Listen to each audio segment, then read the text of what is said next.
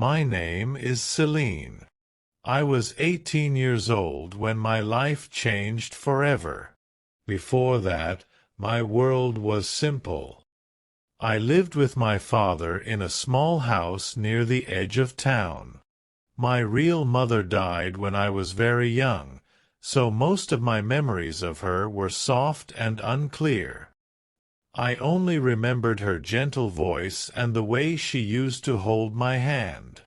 For many years, my father and I were close. He protected me and always made me feel safe. But everything changed after he married a woman named Mirella. At first, Mirella acted kind and caring. She cooked my favorite meals, smiled at me often, and bought me gifts. I thought maybe life would stay peaceful. I was wrong. Slowly, her true personality appeared. "Why are you so slow?" she would complain while I cleaned the house. "Other girls your age work much harder." No matter what I did, it was never enough. I woke up early, cleaned every room, cooked meals, and stayed quiet, but she always found something to criticize. The worst part was my father's silence. Whenever I tried to explain my feelings, he only said, "Listen to your stepmother. She wants what is best for you." Those words hurt more than Mirella's anger. One evening, I came home from school and found Mirella sitting in the living room with a strange smile. "Sit down, Selene," she said. I obeyed quietly. "You are becoming a woman now," she said. "You need to think about your future." "I already know my future," I replied softly. "I want to finish school and become a teacher." She laughed coldly. "Dreams do not pay bills," she said. Then she looked directly into my eyes. "I found a husband for you." My body froze. "I don't want to marry anyone," I said quickly. "You do not have a choice," she replied. At that moment, my father entered the room. I looked at him desperately. "Please tell her no," I begged. But he avoided my eyes. "It is a good opportunity," he said quietly. I felt my heart break. After that day, my life became much harder. Mirella stopped allowing me to meet friends. She checked my phone, controlled my schedule, and gave me endless housework. One night, I heard her speaking on the phone. "She is young, quiet, and obedient," she said. "The marriage will benefit everyone." I realized they were talking about me like I was an object instead of a person. A few days later, Mirella handed me a beautiful dress. "Wear this tomorrow," she ordered. "Why?" I asked nervously. "You are meeting your future husband." I refused immediately, but she only smiled. The next afternoon, my father drove us to a large house outside the city. The man waiting inside was much older than me. His name was Roland. Gray hair covered his head, and his smile made me uncomfortable. "This is the girl?" he asked while staring at me carefully. "Yes," Mirella replied proudly. "She is respectful and hard-working." I felt sick. "I am standing right here," I said quietly. Roland laughed. "She will learn," he replied. His words filled me with fear. The adults talked about marriage dates, money, and family agreements while I sat silently beside them like a prisoner. Finally, I stood up. "I will not marry him," I said clearly. The room became silent. Mirella grabbed my arm tightly. "You are embarrassing us," she whispered angrily. "I do not care," I replied. But my father only lowered his head and stayed silent again. That silence hurt more than shouting. When we returned home, I locked myself in my room and cried for hours. I wanted to run away, but I had nowhere to go. No money. No support. No one willing to help me. A week later, Mirella announced that the engagement ceremony would happen soon. I felt trapped inside a nightmare. The night before the ceremony, my father came into my room. "Why are you fighting this?" he asked. "Because this is my life," I answered. He sighed heavily.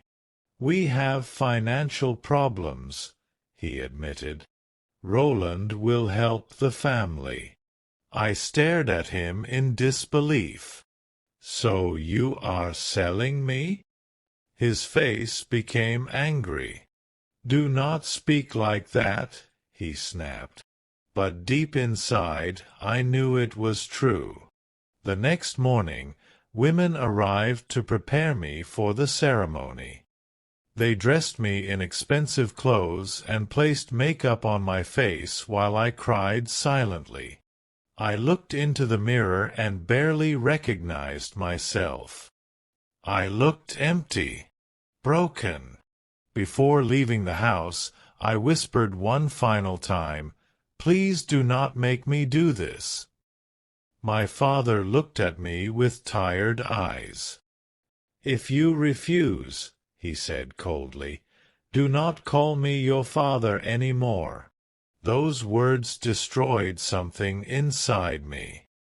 At the ceremony hall, music played while guests laughed and celebrated. Everyone looked happy except me. I sat beside Roland while people congratulated us. Then someone brought the engagement rings. Roland reached for my trembling hand. I looked at my father one last time, hoping he would finally protect me. But he only smiled at the guests. That was the moment everything changed. The fear inside me slowly disappeared. In its place came strength. I pulled my hand away and stood up. "I cannot do this," I said loudly. The entire room became silent. Roland looked shocked. "What are you doing?" he demanded.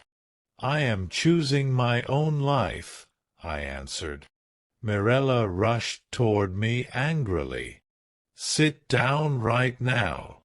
I shook my head. "I am not your property." People around us began whispering.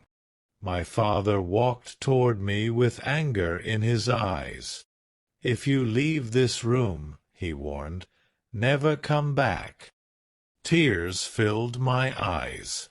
This was the hardest moment of my life. But I finally understood something important. If I stayed, I would lose myself forever. So I took a deep breath. Then I said quietly, "I would rather lose this house than lose my freedom." And I walked away. Behind me, people shouted my name, but I never looked back.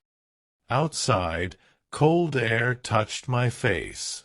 For the first time in months, I could breathe again.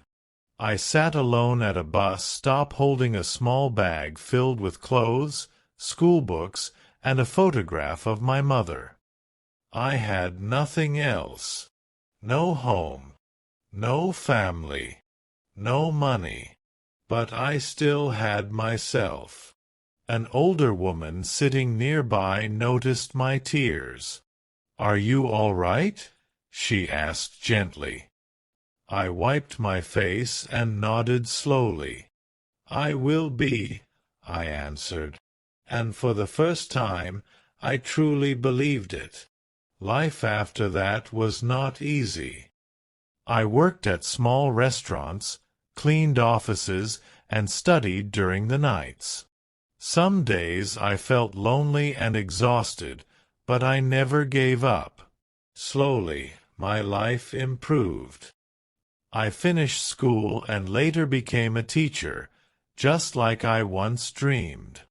Years later, I stood in front of another mirror. This time, I recognized the woman staring back at me. She looked stronger, braver, free. Sometimes I still think about my father and Mirella. I do not hate them anymore, but I will never forget what they taught me. No one has the right to control another person's future, and silence can hurt more deeply than cruel words. The day I walked away, I thought I had lost everything. But in truth, that was the day I finally saved myself. Thank you for watching my story. I hope you enjoyed it. If you like this video, please like, share and subscribe to the channel for more stories. Your support means a lot to me.